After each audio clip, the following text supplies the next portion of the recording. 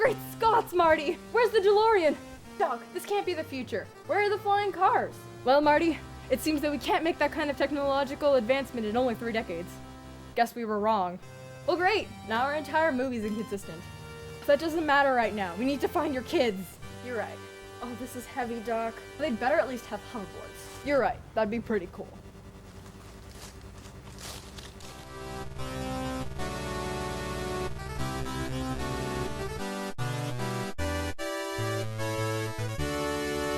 Hey guys! So today's officially the day Marty, Jennifer, and Doc arrive in the future.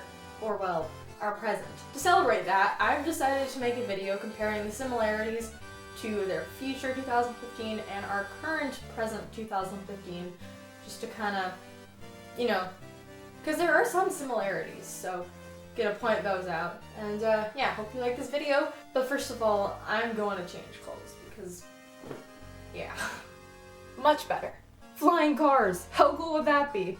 I'd want one. I mean, I got a friend in Calgary, I just go visit her all the time. Speaking of flying cars though, there's actually this magazine that I read when I was a kid. It was this science magazine or whatever, and it said we were gonna have flying cars in 2009.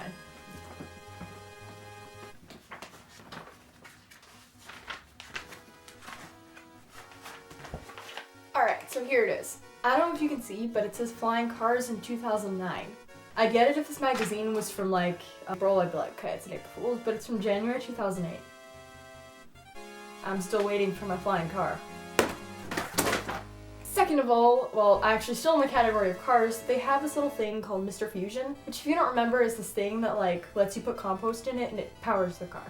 As awesome as that be, I don't think it's a technology we have now, but I mean, it's possible, right? So we just gotta wait. Second, so actually this is more of just a fact that annoys me about the movie is the whole Marty finds a sports almanac in an antique store. It was an almanac from 1985 to 2000, and that kind of makes no sense that it'd be in an antique store because it's only 15 years old. So it'd probably be in a thrift store. I remember the clerk talked about like these dust repellent covers, which would be really nice. Just to find that magazine I threw on the floor, I went through a whole ton of dusty magazines and that wasn't fun, trust me. So remember when Jennifer got sent back home? This is kind of the whole category of the home here. There was actually a couple of true things that happened in that home. But the thing that bothers me about it is that it's a low-income housing project, which means these people probably wouldn't have those technologies, except for maybe one of them.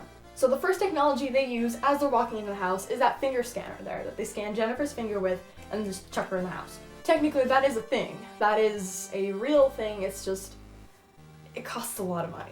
Second of all, there was that video chat, and that is actually a thing, and it's called Skype or FaceTime, but we don't even need a TV to use it because we just have it on our iPods or iPads or something like that, which is actually a prediction, so point to Back to the Future. My neighbor's on a motorcycle. Why? So, third thing in the house is that dehydrated pizza. We actually do have dehydrated food, but it obviously doesn't taste as good as pizza. I mean, it'd be a pretty cool thing, it's just, it's not, I mean, it just doesn't taste as good. And then there's the hoverboards. Mattel makes hoverboards. How cool would that be? Like, you just walk into a toy store and you buy like a hover scooter or a hoverboard or something. We are developing hoverboards right now, but it's with magnets and it's just not the same thing. But Back to the Future still predicted it, so they get another point.